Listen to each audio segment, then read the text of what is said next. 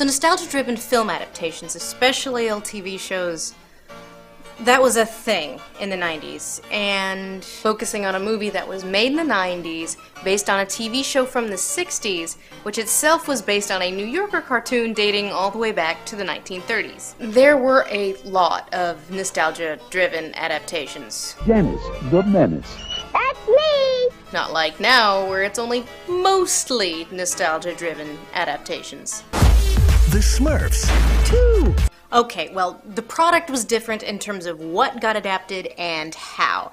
Nowadays, nostalgia-driven adaptations tend to oscillate between a very, very young audience and this.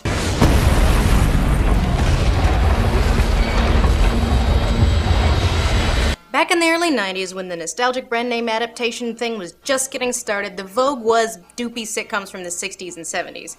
But, like their counterparts today, these things were not really created with the Hollywood structure in mind.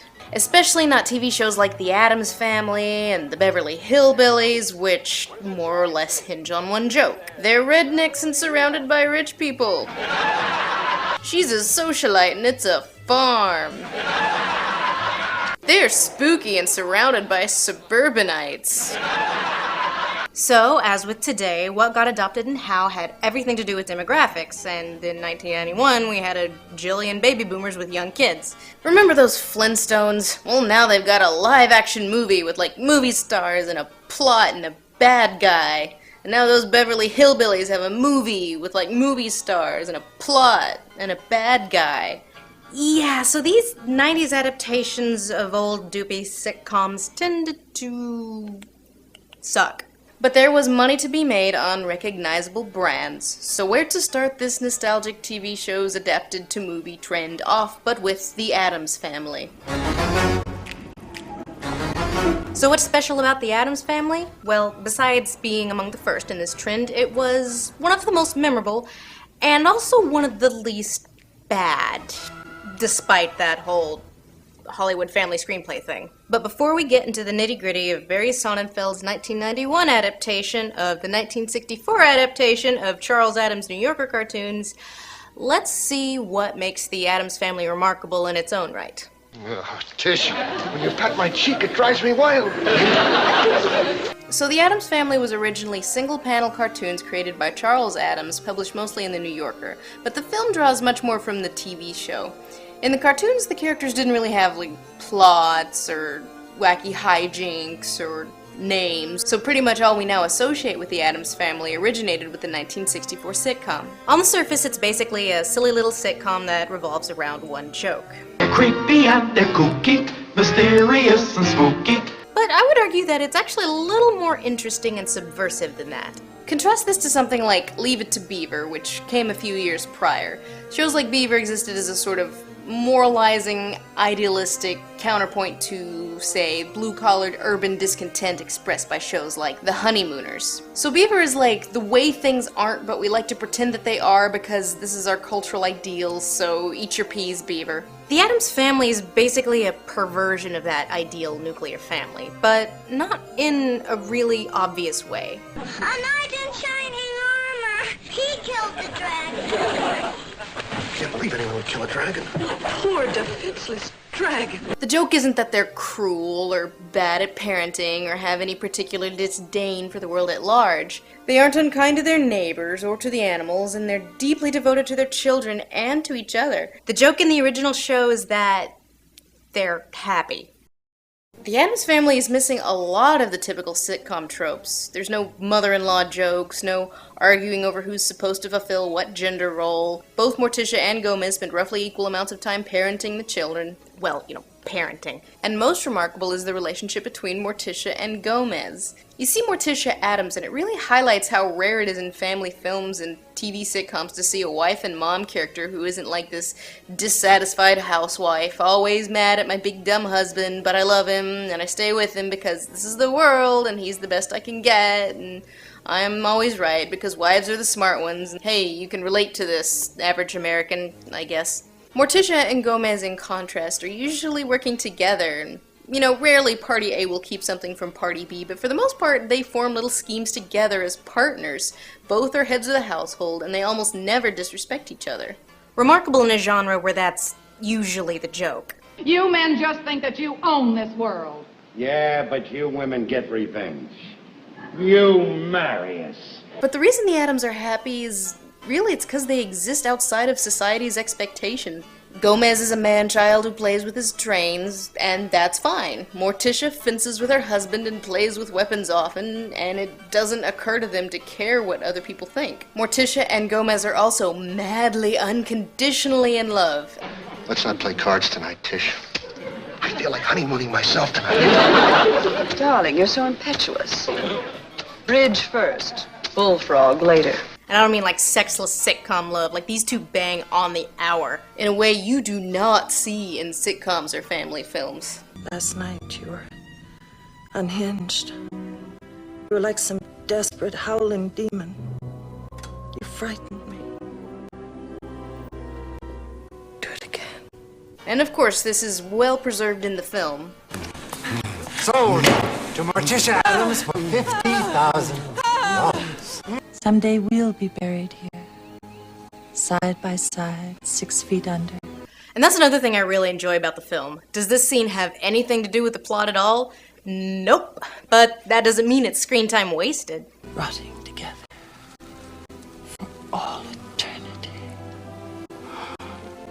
Gotta me. But then again, most of the best parts of this movie don't really have anything to do with the plot, because the plot is weak almost to the point of being self-aware, but we'll get to that in a minute. So if the original Addams Family is something of a perversion of the ideal, idly wealthy nuclear family that was just starting to be called into question in 1964, does the dynamic of the Addams Family still work in 1991?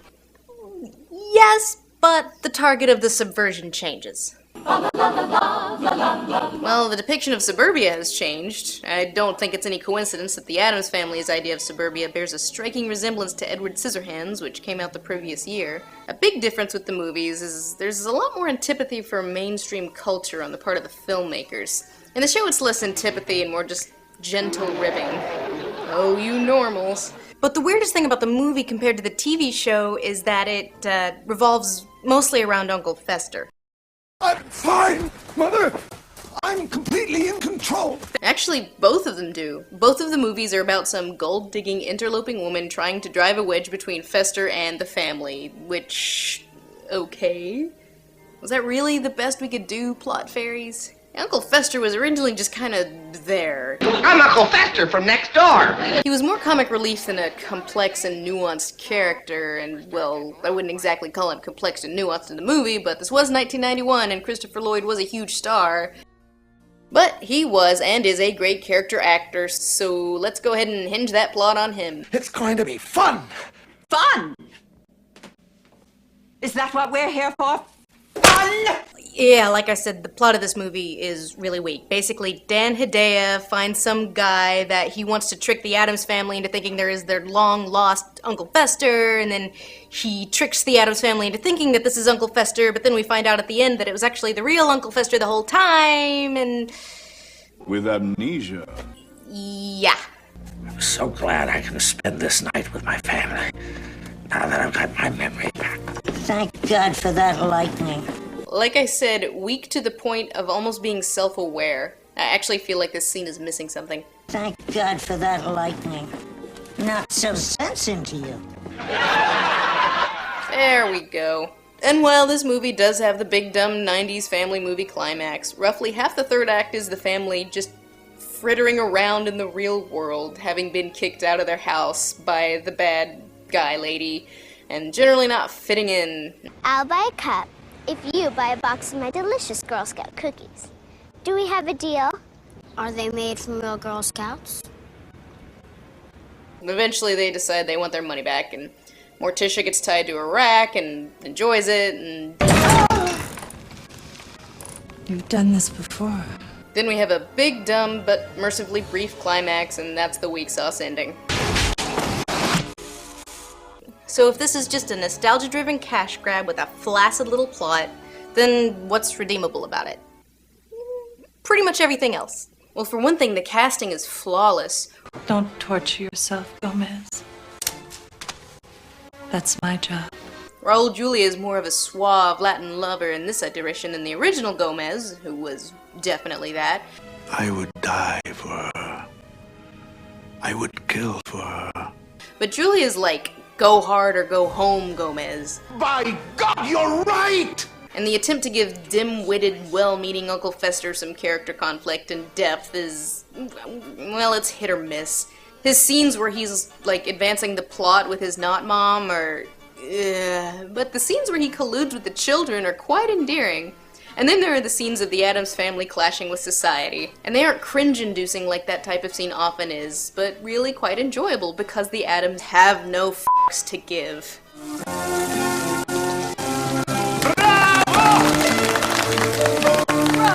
You could argue that Christina Ricci was genetically engineered in a test tube somewhere for the express purpose of to portray Wednesday Addams. What game? It's called... Is There a God? Although her real time to shine is in the sequel, which we'll get to next week. But Angelica Houston's Morticia is what really steals the show from an already stellar cast, and she does it in this subdued, quietly confident way. She's not hamming it up like Lloyd and Julia, but playing a cool contrast. And she still manages to hold her own with really, really loud guys. He is Fester!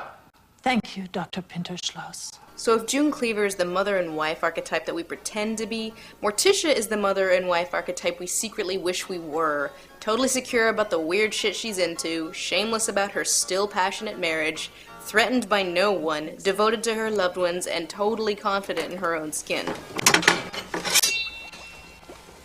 And who doesn't want a relationship like theirs? How long has it been since we've waltzed? Oh, Gomez.